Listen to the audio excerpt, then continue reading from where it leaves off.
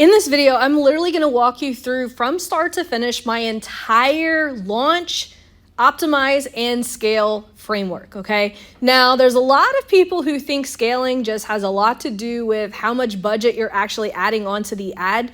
But in this video, I'm going to show you the missing piece that so many of you guys are missing when it comes to actually scaling, okay? So the first thing that you have to understand is that scaling is not just about raising the budget, okay? First, I'm going to lay down the principle of what makes this work so incredibly well. Then I'm going to actually walk you through each of those steps that you need in order to scale profitably and smoothly, okay? So here's what we need to do, okay? So this circle represents all of, let's just say Oprah, okay? Let's say that this circle represents all of Oprah's audience and you are running a banger ad to her audience and it is just crushing it, right? And every single day you're adding $10 to $20 to that budget. The problem with this is even though you are targeting all of Oprah's audience, Facebook is actually only showing this ad to a small percentage of that audience who it deems is likely to convert. Okay, so you're not actually exploiting all of Oprah's audience. So if you've ever thought that, hey, why is my ad only going to like 200,000 people when there's like 2 million people in that audience? This is why, okay? So in order to exploit this entire audience, you need to crank out many different ads that target different problems that her audience has. This is how you can exploit that whole audience. And so if you're only raising the budget, you're just adding budget to that one ad. And so your ads are just going to keep going up and up and up and up till finally you're just going to be really wasting a lot of money. Okay. So let's actually go over how Facebook targeting should happen, right? Because there is a certain order that you need to do, okay? Because you have to think about Facebook, think about it like this, okay? So we have a poll, right? And Facebook is giving you the highest quality that it can offer as far as audiences, right? And so when you have that winning ad, it's going to show more than likely to your warm audience. Even if you're targeting a cold audience, it's going to give it to the audience that's most likely to convert. And for most of us, that is our warm audience. And so that's why when a lot of people launch their ads, they get really excited thinking, yes, I have a winning ad. But really, Facebook is just cycling through your warm traffic. And so when it goes to the next level, which is the quality traffic, sometimes the ads don't perform and they're wondering why. Well, I had a lot of wins out the gate. Why is this happening? Well, now it's going to your cold audience, okay? And so this is how we can almost like rig the game, because right here, what I'm explaining here is basically rigging the game to win, because if you can put out enough ad angles and then variations on that ad angle. So let's actually talk about that. Ad angles versus variations, okay? So let's say you have a winning ad, okay? What you want to do is you want to crank out variations on that ad. Now, variations can be copy. Variations could be placements, like maybe you're going to do maybe a vertical video for the Reels placement. It could be a different color graphic. It could be, let's see what else.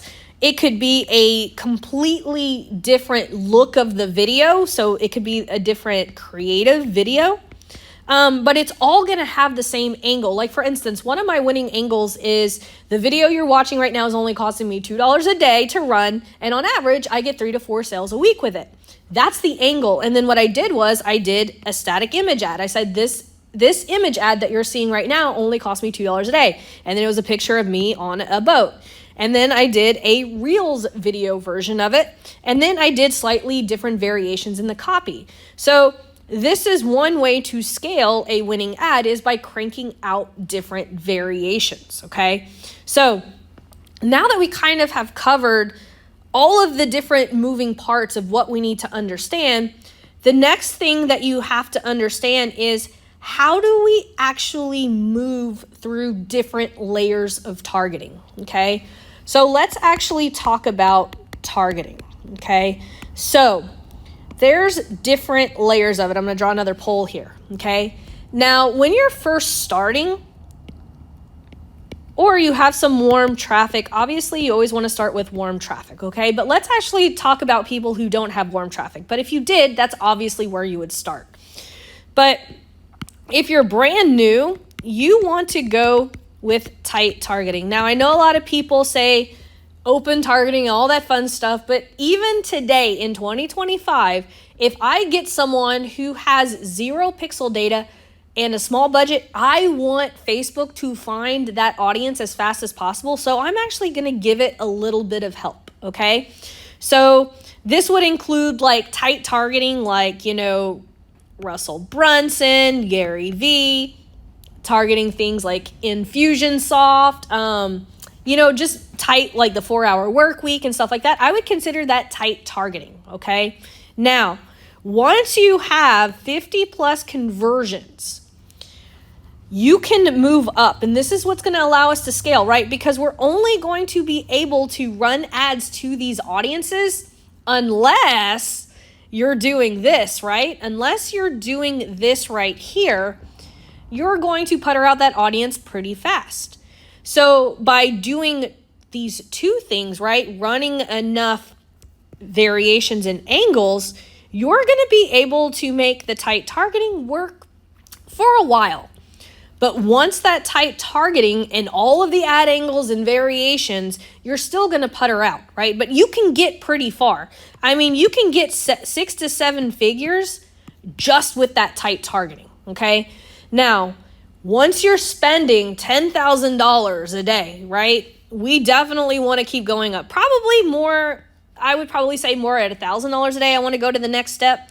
And the next step is going from broad targeting from tight targeting to broad targeting, okay? So these are like interests like email marketing, lead gen. They're still pretty broad, but they're still pretty tight. Then once you're spending even more, now we want to exploit this, okay? Add variations, angles, all of that fun stuff. Then what we actually want to do is then we can go more into the broad, do the same thing. Then we can go into open and advantage plus. Okay, so that's kind of like the sequence that I use, but I'm always going to start obviously with warm traffic. Then I'm going to go to tight targeting, broad, and open.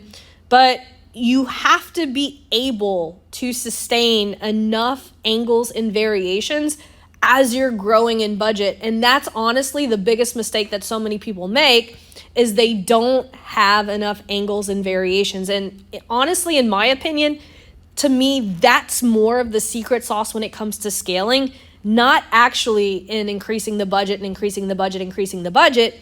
because just increasing the budget, you're not easily going to be able to exploit every single person in that audience. And so that's why some people, when they start scaling, they see diminished returns super fast because they have one ad angle instead of, you need dozens, if not hundreds of ad angles. As a matter of fact, I'll be truthful.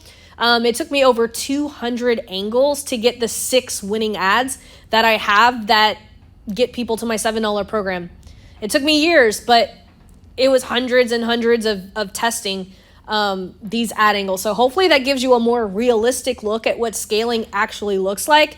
I did create an SOP for this. So if you drop a line below this video, I will hook you up with that SOP that has another workshop link to that SOP so that you can really get your teeth into this whole scaling process.